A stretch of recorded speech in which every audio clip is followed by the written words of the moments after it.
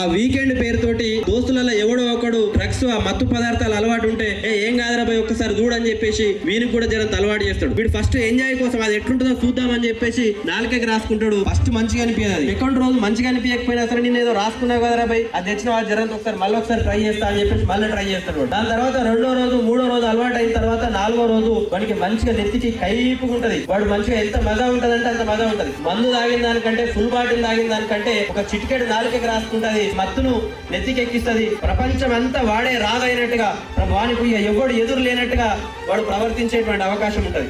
అది అలవాటు అయిన తర్వాత దాన్ని మానడం అనేది మాన్పించడం అనేది ఇక భగవంతు తరం కూడా కాదు. అట్లాంటి ప్రమాదకర స్థితికి పోయిన తర్వాత వానికి అది పొందామంటే ఆ పిల్లల దగ్గర డబ్బులు ఉంటాయి. తర్వాత ఇళ్ళ కాడికి వచ్చి మన తల్లిదండ్రులనే ఇబ్బంది పెడతా ఉంటారు. తల్లిదండ్రులు డబ్బులు ఇవ్వకపోతే మీద పడి కొట్టి అవసరమైన ఇంట్లో ఓలు బోకలు కూడా అమ్ముకొని ఆ డ్రగ్స్ కొని దానికి బానిస అయ్యేటువంటి ప్రమాదం ఉంటది. కాబట్టి ఇంత మార్చాలి. ఒక్కొక్కసారి పిల్లలు అంటే 5